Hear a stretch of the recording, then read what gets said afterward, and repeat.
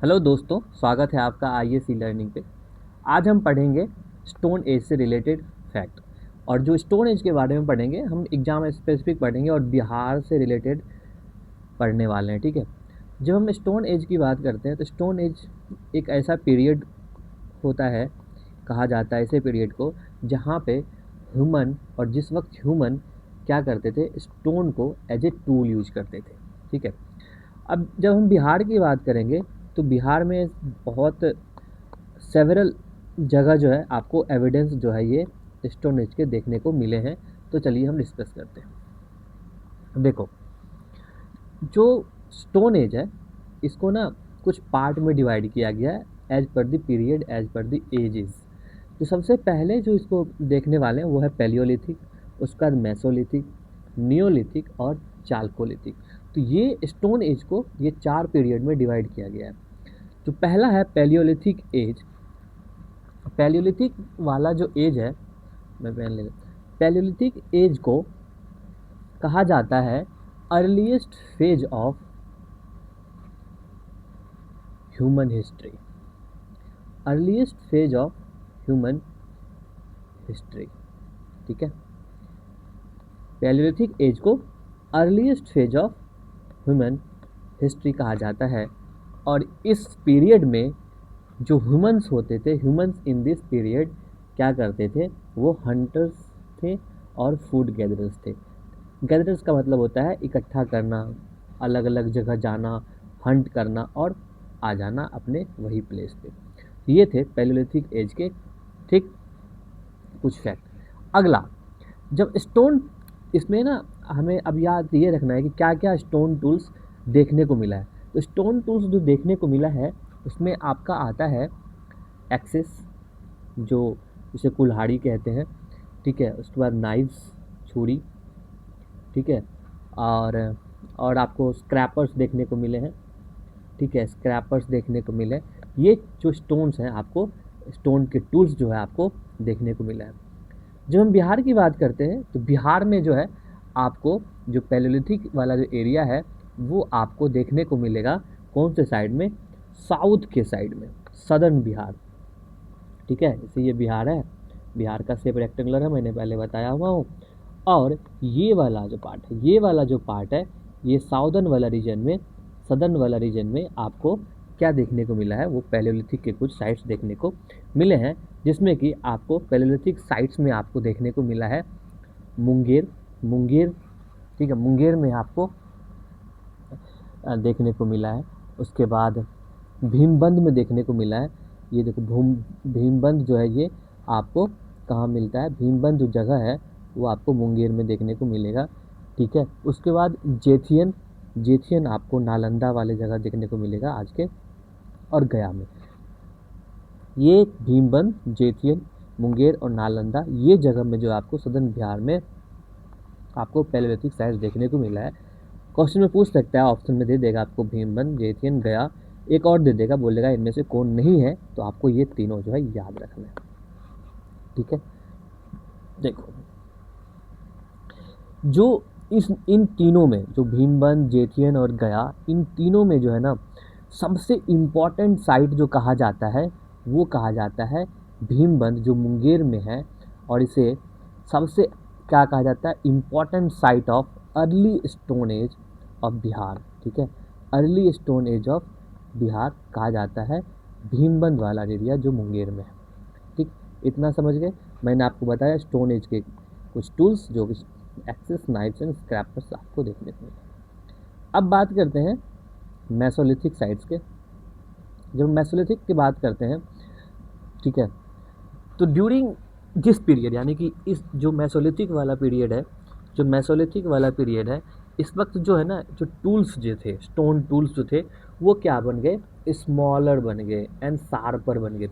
ठीक है। पैलियोलिथिक वाला जो एज था ना, इसमें स्टोन टूल्स तो था, वो ज़्यादा शार्पर नहीं था और बड़े बड़े होते थे।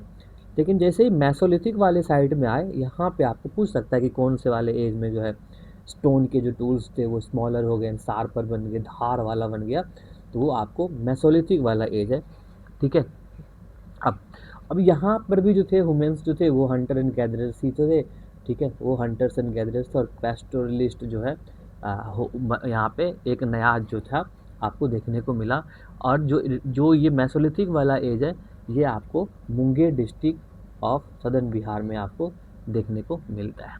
ठीक है, इसमें सबसे ज़्यादा याद रखना है कि जो स्मॉल साइज जो टूल्स जो थे शार्पर, ये आपको मेसोलिथिक साइड में मिला। और मुंगेर जो है बिहार के, वो मेसोलिथिक साइट है एक। ठीक है, अब चलते हैं न्यूलिथिक साइट्स में। ये है न्यूलिथिक साइट्स। ठीक है, देखो ये जो न्यूलिथिक साइट है ना, ये स्टोन एज का सबसे ज़्यादा इम्पॉर्टेंट फेज कहा जाता है in history of Bihar. Bihar के इतिहास में सबसे इम्पॉर्टेंट कहा जाता है, क्योंकि ये हमें देता है न्यूलिथिक एज। क्योंकि ये इसलिए इम्पॉर्टेंट है न्यूलिथिक एज, क्योंकि ये ना हमें एविडेंस प्रोवाइड करता है किसका, एग्रीकल्चरल रेवोल्यूशन का, परमानेंट सेटलमेंट का। पहले मैंने क्या बताया था आपको, जब हम पैलियोलिथिक और मेसोलिथिक के बारे में बात कर रहे थे, तो मैंने आपको बताया था ये लोग क्या थे, हंटर गैदरर्स थे। ठीक है, हंटर और गैदरर्स थे। तो हंटर गैदरर्स से अब क्या हुआ, ये वाली फेज जो है न्यूलिथिक वाली एज, यहाँ पे आपको परमानेंट सेटलमेंट और एग्रीकल्चरल रिवोल्यूशन देखने को मिलता है। और ह्यूमन जो थे अब क्या बन गए, फूड प्रोड्यूसर, यानी कि ह्यूमन बीइंग जो थे अब फूड प्रोड्यूस करने लगे थे ये वाले न्यूलिथिक वाले एज में। अब जब बिहार में न्यूलिथिक एज की बात करते हैं, तो सबसे जो इम्पॉर्टेंट न्यूलिथिक साइट्स है वो है चिरांद। और चिरांद आपको पड़ेगा सारण में। ठीक है, चिरांद कहाँ पड़ता है, सारण में। ठीक है, ठीक। अब जो यहाँ पे जो थे बोन्स के बने हुए जो टूल्स होते थे, डिस्कवर किया गया, जैसे कि आपके deer antlers bone made tool यहाँ पे आपको डिस्कवर किया गया है। इसके अलावा आपको यहाँ पे एविडेंस मिला है वीट के, गेहूँ, राइस, चावल के और बार्ले के। आपको यहाँ पे क्या मिला है, आपको एविडेंस मिला है। ठीक है, अब देखो न्यूलिथिक एज के जो कुछ इम्पॉर्टेंट जगह और जो साइट्स जो आपको बिहार में देखने को मिलेंगे, वो है, इसको जूम करते हैं, तो वो है आपको चिरांद जो मैंने आपको बताया ये सारण में पड़ता है। ये वाला पार्ट में आपको कहाँ न्यूलिथिक साइट देखने को मिलेगा। उसका चेचर जो है ये वैशाली, ये पटना जिला से आपको क्या करता है, डिस्ट्रिक्ट बॉर्डर शेयर करता है। चेचर वैशाली ये न्यूलिथिक एज का है। रोहतास में देखने को मिलेगा, सेनवार वाला जगह में। पटना के मनेर में आपको देखने को मिलेगा न्यूलिथिक साइट्स। मुंगेर में आपको मेसोलिथिक वाला पीरियड मिलेगा। ये जो आपका एरिया है ये आपको न्यूलिथिक है। न्यूलिथिक में आप याद रखना, चिरांद सारण में है, चेचर वैशाली में है, सेनवार रोहतास में है, मनेर पटना में है। जो मेसोलिथिक साइट्स की पीरियड्स की बात करते हैं बिहार में, वो मुंगेर में आपको देखने को मिलेगा। और पैलियोलिथिक जो है आपको मुंगेर में देखने को मिलेगा, नालंदा में देखने को मिलेगा और गया में देखने को मिलेगा। जब हम पैलियोलिथिक की बात कर रहे थे तो मैंने आपको बताया था कुछ यहाँ पे कि मुंगेर वाले में एक स्पेसिफिक जगह है जहाँ पे आपको ये पैलियोलिथिक साइट्स देखने को मिला है। उसका जगह है, नाम है भीमबंध। ठीक है, भीमबंध, ये आप याद रखना, भीमबंध। उसी तरह आपको नालंदा में मैंने बताया था कि इम्पॉर्टेंट जगह का नाम, जिसका नाम था जेथियन। ठीक है, और गया। ये थे आपके न्यूलिथिक, पैलियोलिथिक, मेसोलिथिक साइट्स जो बिहार में आपको देखने को मिलता है।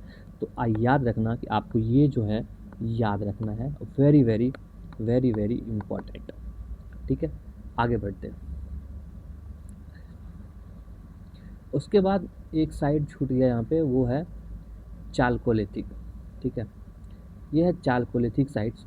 ठीक है, चालकोलिथिक साइट्स में यहाँ पे जो आपको देखने के लिए ये है कि आपको ये याद रखना है, चालकोलिथिक वाले पीरियड में यहाँ पे कॉपर टूल्स का जो है बनना शुरू हुआ with stone tools. Copper tools और स्टोन टूल्स दोनों मिल के जो है टूल्स बनना स्टार्ट हुआ, वो था चालकोलिथिक वाले साइट्स में। ठीक, अब जब चालकोलिथिक साइट्स के रिमेन्स कहाँ कहाँ मिले हैं बिहार में, तो उसके लिए आपको देखना है, एक तो मनेर में आपको पटना में देखने को मिला है, चिरांद में देखने को मिला है, चेचर में देखने को मिला है, सोनपुर में देखने को मिला है, तारादी में देखने को मिला है और सेनवार में आपको देखने को मिला है। एक जगह और है जिसका नाम है सेनवार। ठीक है, तो याद रखना तारादी, मनेर, चिरांद, चेचर और सोनपुर यहाँ पे आपको देखने को मिलेगा। देखो चालकोलिथिक साइट्स का एक इम्पॉर्टेंट एविडेंस है जो बहुत ही फेमस और इम्पॉर्टेंट है, वो है आपको मेन कैरेक्टर जो इसका पीरियड का चालकोलिथिक का वो है black and red ware pottery. तो आपको याद रखना कि black and red ware pottery जो आपको कौन से एज में देखने को मिलता है, वो आपको देखने को मिलता है चालकोलिथिक साइट्स। ठीक है, इतना आपको समझ में आ गया होगा। ठीक है, तो आप इसको बार बार रिपीट कीजिए और सबसे ये वाला मैप आपको याद रखना है, यहाँ से एक क्वेश्चन तो आना ही आना है। ठीक है, चलिए अब चलते हैं वैदिक और लेटर ऋग्वैदिक पीरियड के पास। यहाँ पे ज़्यादा नहीं है इम्पॉर्टेंट, मतलब इम्पॉर्टेंट लेकिन ज़्यादा कंटेंट यहाँ आपको देखने को नहीं मिलेगा। जब हम ऋग्वैदिक की बात करते हैं तो आपको जो एज है वो है 1500 से 1000 सेंचुरी BC, और ये जब लेटर की बात करते हैं तो 1000 से 600 BC की। देखो अब जो ऋग्वेदा वाला पार्ट है ऋग्वैदिक पीरियड, तो ये जो कहा जाता है कि ड्यूरिंग द ऋग्वैदिक पीरियड जो आर्यंस थे वो जो एक्चुअली में आर्यंस जो थे, यहाँ पे मैं लिखता हूँ, पेन लेता हूँ, ये वाले पीरियड में जो आर्यंस जो थे, आर्यंस आपको देखने को मिलेंगे सप्त सिंधु वाले रीजन में। और ये सप्त सिंधु रीजन कौन सा है, ये आपको है इंडस रिवर एंड डिस्ट्रीब्यूटरी वाला जो एरिया है वो आपको सप्त सिंधु रीजन है। ठीक ठीक, अब जो जो बिहार जो था ना, जो बिहार वाला रीजन था ना, वो आर्यन के रेंज से बाहर था, यानी कि जो आर्यन के जो इन्फ्लुएंस से क्या था, आर्यन के इन्फ्लुएंस से बाहर था, यानी कि आर्यन का इन्फ्लुएंस बिहार में नहीं पड़ा था। कब, ये था आपका ऋग्वैदिक वाला समय में। ठीक है, याद रखना। ठीक, अब देखो जो ये वाला पीरियड था ऋग्वैदिक वाला पीरियड था, ऋग्वेद वाला पीरियड, उस वक्त जो था ये मगध था, और उस वक्त मगध रीजन को कीकत कहा जाता था। ठीक है, कीकत कहा जाता था, और जो आर्यंस लोग थे उस कीकत को अनटचेबल मानते थे और इम्प्योर रीजन मानते थे। क्यों मानते थे कीकत को इम्प्योर और अनटचेबल, क्योंकि जो कीकत वाला रीजन था, जो यहाँ के राजा थे, उनके राजा का नाम था किंग प्रेमागनंद। ये है किंग प्रेमागनंद। ये किंग प्रेमागनंद जो थे, ये जो वैदिक सेक्रीफाइसेस थे, याजना जो हवन होता था उसको नहीं मानते थे, तो इसलिए वहाँ मगध और कीकत को कहा जाता था, क्या कहा जाता था, इम्प्योर कहा जाता था, अनटचेबल रीजन कहा जाता था, क्योंकि प्रेमागनंद जो किंग थे वहाँ के, वो ये सब फॉलो नहीं करते थे। ठीक है, याद रखना आपको। उसके बाद जो इस वाले कीकत के जो रीजन को मगध के समय मगध रीजन को कीकत कहा जाता था, और यहाँ के लोगों को व्रत्यस कहा जाता था। व्रत्यस, ये PYQ है, याद रखना। PYQ में ये पूछा गया है कीकत वाला, और यहाँ के कीकत के रीजन वाले रीजन को व्रत्यस, व्रत्यस उसको कहा जाता था people living outside the Aryan के रिलीजियस इन्फ्लुएंस से जो बाहर होता था उसको कहा जाता था व्रत्यास। ठीक, ये वाला कहानी आप पढ़ लेना किंग प्रेमागनंद का। जो थे किंग प्रेमागनंद एक सेमी हिस्टोरिकल फिगर थे जो ऋग्वेद में as the ruler of ancient Kikata tribe के नाम से जाना जाता था। ठीक है, ये था आपको। तो ये वैदिक रेफरेंस जोग्राफिकल लोकेशन पुराने की है, आप यहाँ से देख लेना। ठीक है, अब चलते हैं लेटर ऋग्वैदिक पीरियड के वक्त। देखो लेटर ऋग्वैदिक पीरियड में यहाँ पे जो है ना, जो यूज़ ऑफ आयरन था ना, वो आर्यन को काफ़ी ज़्यादा हेल्प करा कि वो वहाँ के जो फॉरेस्ट थे वो उसको क्लियर करने में, और ईस्टवार्ड यानी कि बिहार के तरफ अपना इन्फ्लुएंस बढ़ाया टुवार्ड्स बिहार। ये आयरन सबसे बड़ा इम्पोर्टेंट रोल प्ले किया, और ये शतपथ ब्राह्मण में आपको देखने को लिखा हुआ है कि जो स्प्रेड ऑफ आर्यंस थे वो बिहार में आपको शतपथ ब्राह्मण में देखने को मिलेगा। ठीक है, अब कहा जाता है कि एक स्टोरी ऑफ है जिसमें कि किंग वेदा जो थे, वो किंग विदेह माधव और उनके गुरु जो थे ऋषि गौतम, ये दोनों चलते हैं ईस्ट की तरफ, सरस्वती रिवर की तरफ चलते हैं, और वैश्वन्य अंगनी का प्रयोग करते हैं। ये इसका मतलब ये होता है कि वो आगे आगे आग जलाते हुए निकलते हैं, और आग जो है वो आपको कहाँ पे, गंडक रिवर पे आके ख़त्म हो जाती है, और कहते हैं कि ये वाला जो गंडक रिवर को पहले सदनीर भी कहा जाता था और यहाँ तक एक्सपेंड हुआ और मिथिला तिरहुत रीजन में विदेह वाला जो महाजनपद है वहाँ पे जो है आपको ख़त्म हुआ और आर्यन का इन्फ्लुएंस ईस्ट में यहाँ तक ऐसे करके फैला गया। ठीक है, वो आग उसका ये याद रखना, वैश्वानर अग्नि का एक प्रयोग किया गया था। ठीक है, तो इस तरह लेटर ऋग्वेद में जो है बिहार में आर्यन का इन्फ्लुएंस बढ़ा। ठीक, अब चलते हैं महाजनपद के बारे में। ठीक, देखो देर आर 16 महाजनपद। ठीक है, याद रखें, हम पढ़ते हैं यहाँ पे टोटल जो है 16 महाजनपद हैं, उनमें से 3 महाजनपद जो है वो बिहार में मिलता है। ठीक है, और दूसरा जो 6th सेंचुरी BC में ये महाजनपदा वाला पीरियड को कहा जाता है कि ये सेकेंड अर्बनाइजेशन कहा जाता है। ठीक है, हिस्ट्री में सेकेंड अर्बनाइजेशन कहा जाता है और यहाँ पे आयरन का काफ़ी ज़्यादा एक्सटेंसिव यूज हुआ था महाजनपद रीजन में। एक बुद्धिस्ट टेक्स्ट है जिसका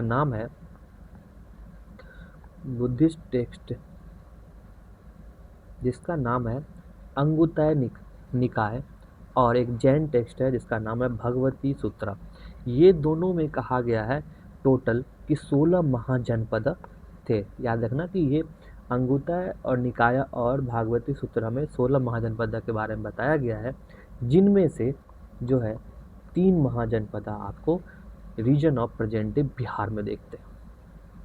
ठीक, और ये जो महाजनपद वाला पीरियड है, याद रखना जो महाजनपद ये आपको मिलता है कब देखने को, ये मिलता है आपको लेटर वैदिक पीरियड के बाद और मौर्यन के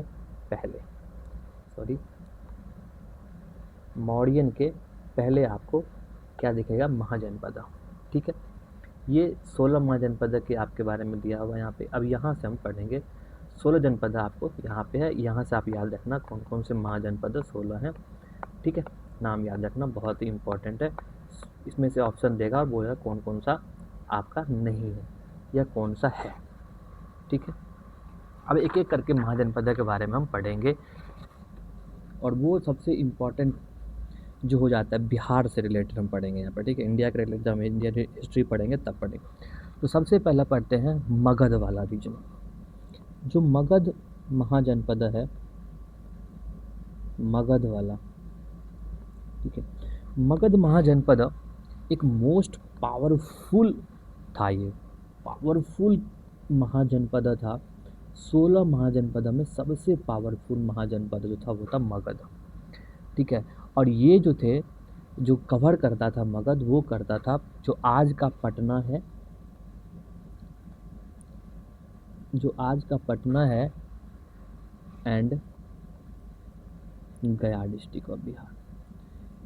ठीक है, जो मगध वाला रीजन था वो आप प्रेजेंट डे पटना और गया वाला रीजन को कवर करता था और मोस्ट पावरफुल रीजन कहा जाता था मगध। ठीक, अब जो मगध है ये आपको, इसको हम नॉर्थ, साउथ, ईस्ट, वेस्ट और ये है आपका मगध। ठीक है, जब नॉर्थ को देखते हैं तो मगध जो था नॉर्थ के साइड में गंगा से था, गंगा गिरा हुआ था। ठीक, सराउंड किया हुआ था। ठीक, जब हम वेस्ट की बात करते हैं इस वक्त जो था मगध, इधर वाला जो रीजन था मगध का, वो जो था आपका सोन रिवर से सराउंडेड था, सोन रिवर। ठीक है, ये था सोन। अब जब हम साउथ की तरफ चलते हैं तो यहाँ जो था आपको मिलेगा कैमूर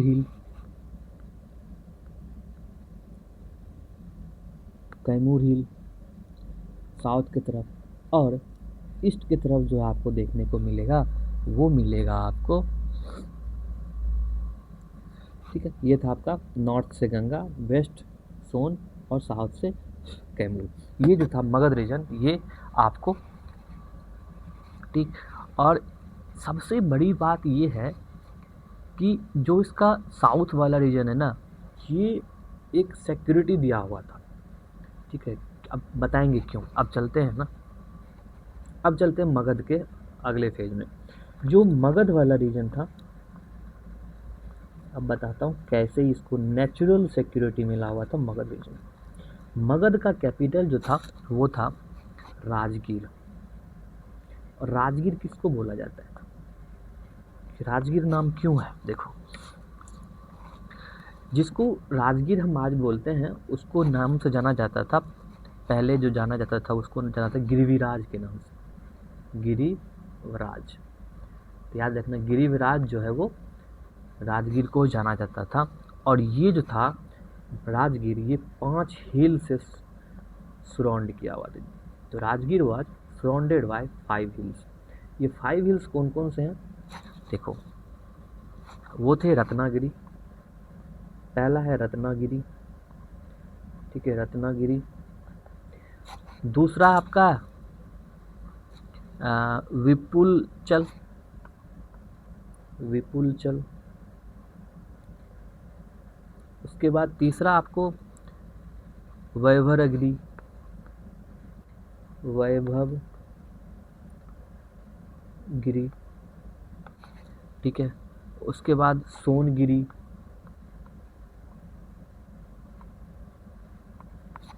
और उदयगिरी।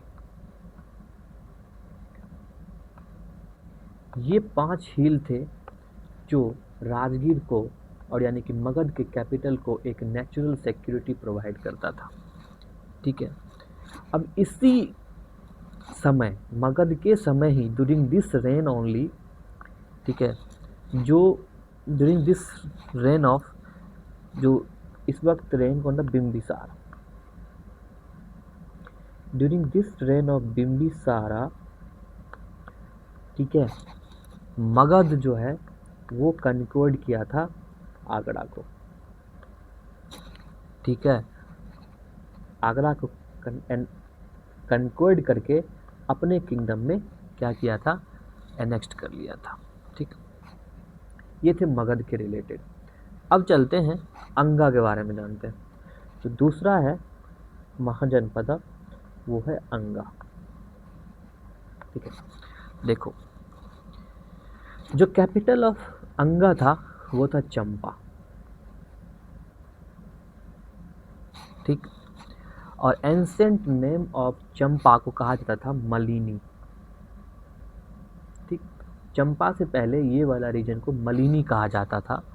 क्यों कहा जाता था, क्योंकि ये जो था अंगा, ये इस्टेब्लिश किया गया था महागोविंद के द्वारा, महागोविंद।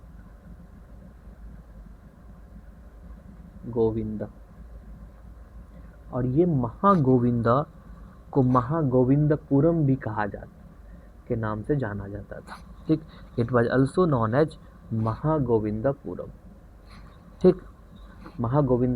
महागोविंदपुरम। अब इसी पीरियड के समय, पेन चेंज करता हूं मैं, ड्यूरिंग दिस पीरियड ऑफ, और ये पीरियड था महाभारत, और कर्ण वाज द रूलर ऑफ अंगा, ठीक है। कर्ण जो थे वो थे अंगा के रूलर। कौन था, कर्ण, ठीक। चंपा किस लिए फेमस था, अब आते हैं चंपा के ऊपर। याद रखना चंपा जो था वो फेमस था पोर्ट के लिए और ट्रेड के लिए, पोर्ट और ट्रेड के लिए ये चंपा फेमस था। और जो बिंबिसार जो था रूलर ऑफ क्या था, यहाँ पे मैंने बताया था मगध था, जो डिफीट किया गया था ब्रह्मदत्ता के। और एक फैक्ट याद रखना,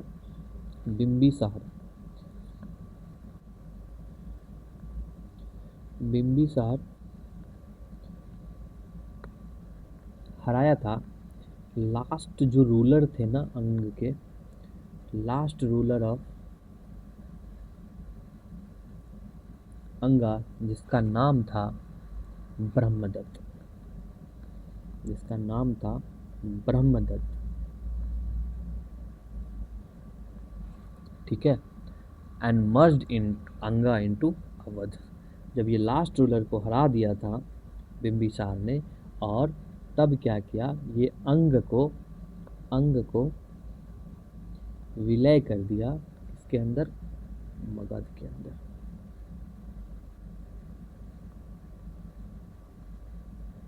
ठीक है, अब चलते हैं वज्जी की तरफ। अगला जो है हमारा महाजनपद तीसरा, वो है वज्जी। वज्जी, ठीक है, वज्जी। देखो, वज्जी जो था कॉन्फिडरेसी था। वज्जी जो था ये 8 स्टेट से बना हुआ था। जिस तरह आज के समय बोलते हैं यूनाइटेड स्टेट्स ऑफ अमेरिका, तो वो कॉन्फिडरेसी सॉरी, ठीक, स्टेट्स का मतलब तभी होता था क्लेन। ठीक है, वज्जी। और जो मोस्ट इसमें प्रोमिनेंट था वज्जी में, जो क्लेन था, जो सबसे मोस्ट इम्पोर्टेंट क्लेन था, वो था लिच्छवी क्लेन।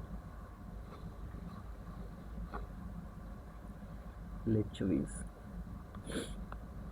ठीक है। और लिच्छवी जो था आपका, लिच्छवीज ऑफ वैशाली।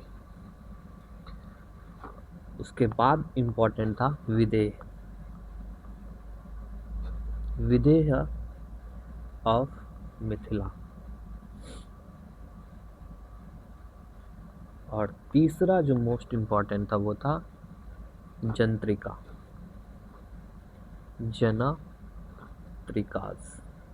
और ये जनत्रिकाज जो थे वो आपको कुंदा ग्राम वाला, कुंदा ग्राम।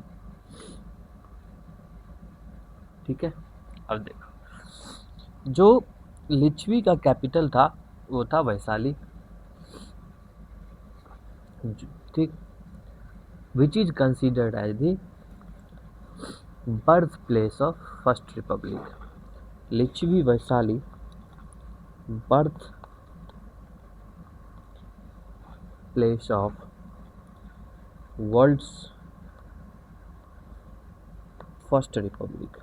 दुनिया का पहला रिपब्लिक कहा जाता है किसको, लिच्छवी यानी कि वैशाली इसको। और जो कैपिटल था वो किंग विशाल के द्वारा, ठीक है, वैशाली जो किंग विशाल जो थे उन्होंने ये कैपिटल को क्या किया गया था, फाउंडेड हुआ। ठीक, ये थे आपके वज्जी से रिलेटेड कुछ फैक्ट। एक चीज़ आप यहाँ पे याद रखना, जो आपका मगध वाला रीजन है, सॉरी, जो मगध वाला और अंगा, ये दोनों जो महाजनपद हैं, ठीक है, ये दोनों महाजनपद आपको मगध और अंगा, ये आपको कहाँ पे मेंशन किया गया है, तो अथर्ववेद में। अथर्ववेद में, ठीक है। ये था आपको, आज हमने पढ़ा, आज हमने क्या क्या पढ़ा, आज हमने पढ़े स्टोन एज के बारे में, ठीक है। उसके बाद दूसरा हमने पढ़े वैदिक पीरियड वाला, लेटर और प्रेजेंट, ऋग्वैदिक और लेटर वैदिक। तीसरा हमने पढ़े महाजनपद।